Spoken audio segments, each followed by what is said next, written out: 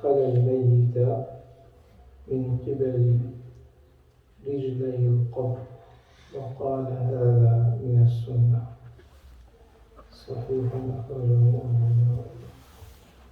So Ishaq narrated that the companion Abdullah bin Yazid would enter the grave with the body from the side of the feet of the grave. And he said this is part of the sunnah. So, in priority, you enter with the head basically from the feet side, and this is what they say يُسَلُّ فِي قَبْرِهِ مِنْ قِبَلِ رِجْلَيْهِ. Or second, the opposite side, meaning with the feet from the head side. Or what many people in the subcontinent they do from the side when they hand it over. That's the Hanafi way. But the priority is, and the most consistent one with the sunnah is that you enter with the head first from the feet side of the grave. Is that clear? And that's alhamdulillah what people in our countries do in Bilad al-Sham.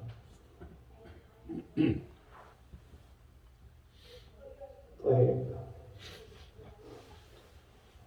وعن ابن عمر رضي الله عنهما عن النبي صلى الله عليه وسلم قال: إذا وضعتم موتاكم في القبور فقولوا بسم الله وعلى ملة رسول الله.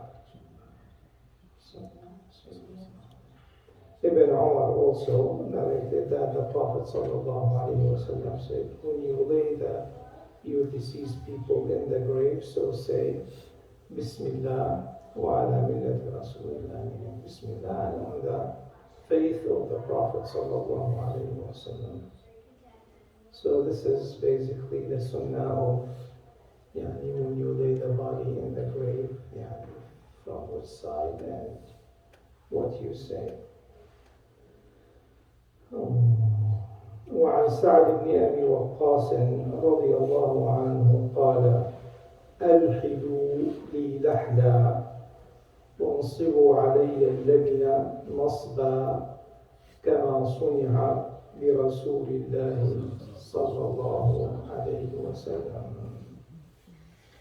So Sa'd bin Abi Waqqas radiallahu anhu said, he was asking people how to build the grave for him, and he said that you make it as a lahad, and then after that you lay the bricks over the lahad, just like it was done for the Prophet sallallahu alaihi wasallam. So the way the graves are done, either what they call the shaq, so you have the grave, and the shaq is a narrower gap that you dig in the bottom of the grave, and then you lay the corpus there, and you lay bricks over it so the dirt does not come over the body directly, and then the dirt comes on top. The lahad is on the side of the grave next to the qibla. Okay. And then the bricks are laid to close that gap, and then the dirt is poured in the grave. And as the hadith mentions, why is that better, and why did Sa'id want to do that? Because this is what Allah has chosen for the Prophet sallallahu alaihi wasallam. So the Prophet had the lahad. And how did that happen? So when the companions were debating what to do, they said, send someone to dig the grave. So they sent for someone who would do the lahad and someone who would do the shaq. So who came first? The one who would do the lahad. Who was it?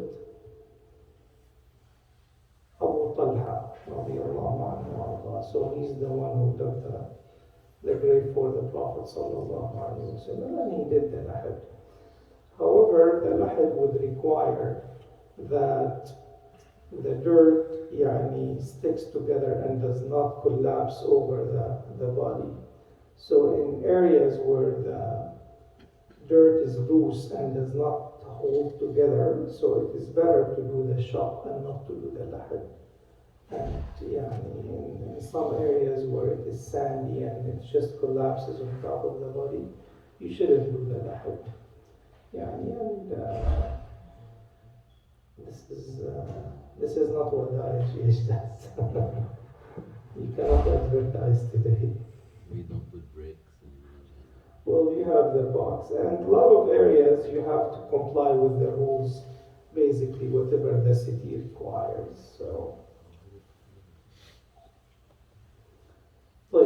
it seems that up to the death of the Prophet ﷺ, both were commonly used with the knowledge of the Prophet ﷺ, the shirk and or the lahad, no problem in either. They're both acceptable. No. But after the Prophet ﷺ, because this is how the Prophet ﷺ was buried. That's nice.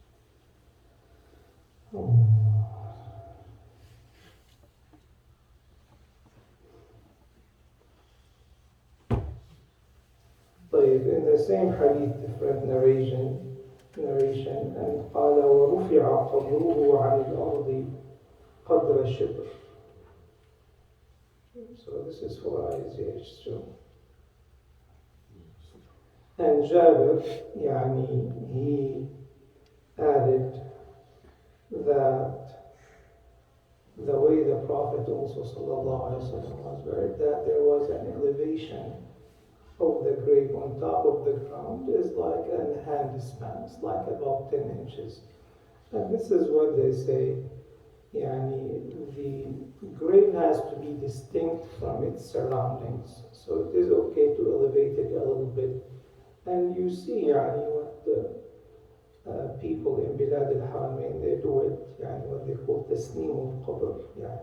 So whatever dirt comes out from the grave, you bury the person and you lay it on top. And it is okay to put some stones to make it distinct.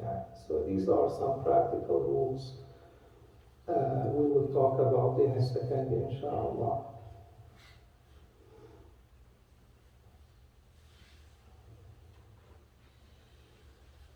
ولمسلم عن جابر نهى رسول الله صلى الله عليه وسلم أن يجصص القبر وأن يقعد عليه وأن يبنى عليه. So this is how you build up the grave. So the Prophet ﷺ prohibited that they used the gypsum before to build it. This is what we call gypsum in our countries. And he also prohibited that to be built and elevated, just like many countries do. And also, he prohibited people to sit on the grave. So the way the grave is like just enough to make it distinct from its surroundings, so people don't step on it. And scholars said it is okay to seal it. Sometimes if animals come and dig, or some people steal. This is not uncommon in many countries actually. So if you want to seal it with concrete or something else, that is okay. But we know exactly what's prohibited: the decoration and this is, according to some scholars, this is nahi tahrim, and some say it is disliked, such as the Shafi'i and the Hanafi say. We have someone removing things every day. What? We have people removing things every day. People put so many things on there. And we have to keep cleaning them. Subhanallah, our culture is not glorifying the grave. Our culture is about asking Allah for mercy, the dua, the marble and the stones do not make a difference. Like a practical question, is it okay to put a sign with the name of the deceased person on it? It is okay, especially when there are so many graves, and it is okay, especially for someone who wants to visit the grave. That is fine. Is it okay to force it? Like this is the standard of the cemetery? It is We have okay. people that are saying it's not according to religion. You can't. If someone doesn't want to do it, That's what I'm saying. Can we force it? make it a standard rule. Standard for the whole cemetery. You can make standard rules. ولي الأمر He هذا. doesn't like it, he can always go to a different cemetery. These are the rules of our cemetery. This is what we do. With these things, it's better to be flexible because people want to be comfortable the way they bury their person. يعني هي من السنة الرسول عليه الصلاة والسلام حمل صخرة فوضعها على قبر عثمان بن مظعون قال أتعرف بها على قبر أخي أخوه من الرضاعة ويسمى بالشاهد.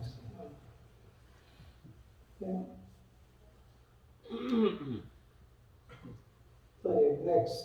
So عن عامر بن ربيعة رضي الله عنه أن النبي صلى الله عليه وسلم صلى على عثمان بن مظعون وأتى القبر فحثى عليه 3 حثيات.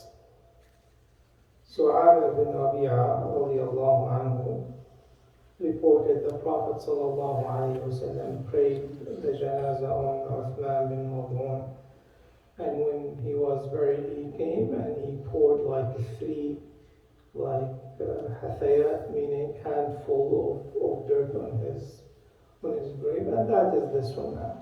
They say in a different hadith, Allah will give you a hasana, with each particle of dirt that you poured. So imagine you have millions of particles of dirt, so Allah will give you the reward. Is it from the Sunnah as well to say, Minha khalaqnakum?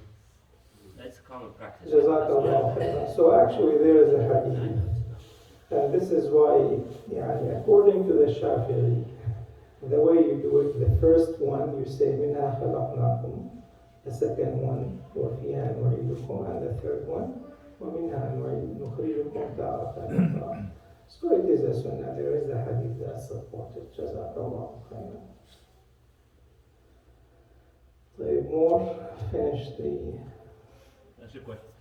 You said the grave can be made distinct from the next grave. Sometimes our parents are buried back home, and we may not visit very often, and sometimes their grave may lose its identity. Is that okay, or is it very important to keep it, distinct? I mean, is there any value to it from a religious standpoint? That's the sunnah, to keep it elevated a little bit, and make it distinct. If it doesn't, so long people don't step on it, because the Prophet ﷺ prohibited that. No, my point was that if we go visit and we cannot even recognize, but we go there and we pray on them, does it matter whether we can recognize, okay, this was the grave, or it doesn't, as long as we go to the cemetery? The dua goes to Allah even if you don't go to the cemetery. So it's better to have it distinct. If it's not recognizable, it is okay.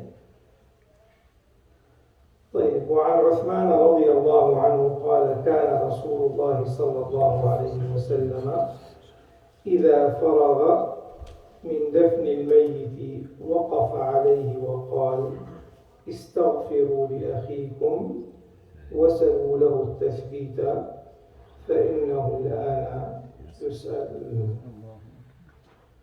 So Uthman radiallahu anhu said the Prophet ﷺ, once he's done with burying the deceased person, he will stand by the grave and say, ask Allah forgiveness for your brother and ask him to be stable, to make him steadfast, because now he will be asked by the angels, as you know. طيب. Back to an important hadith. وعن عائشة رضي الله عنها أن رسول الله صلى الله عليه وسلم قال: كسر عظم الميت ككسره حيا. وزاد ابن ماجة من حديث أم سلمة في الإثم. This is a very important addition. So Aisha radiallahu anha narrated, the Prophet ﷺ said, the breaking the bone of a deceased person is just like breaking it for an alive person. Salama added, in the sin. Why is that? Why is that important?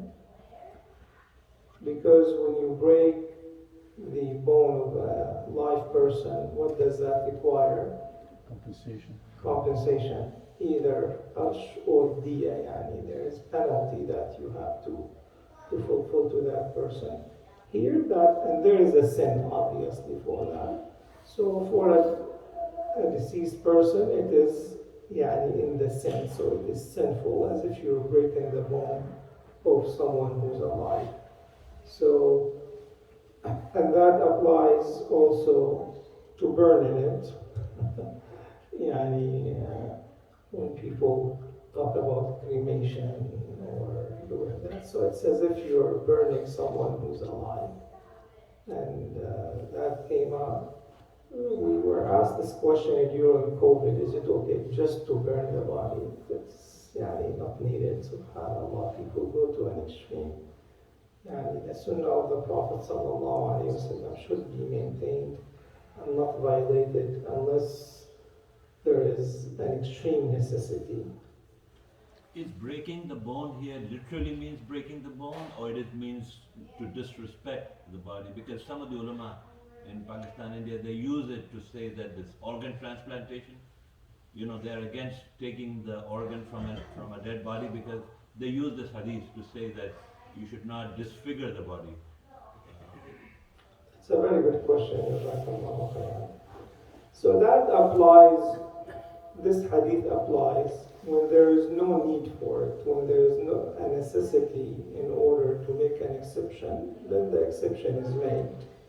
But if there is no need, because remember, everyone in medical school, dissect the body, and if there is a valid need for it, then there is a valid need. And the organ donation is something, I don't know honestly why some scholars still insist that it is not okay when all the fiqh councils have approved it, and these are not individual opinions and fatwa anymore. This is the edict that has been issued by all the fatwa councils of the Muslim world, that it is okay to do it during life and after death. وَمَنْ أَحْيَاهَا فَكَأَنَّمَا أَحْيَا النَّاسَ جَمِيعًا. Whoever brings life to another person, it's as if gave life to humanity, to humankind. So that doesn't apply here.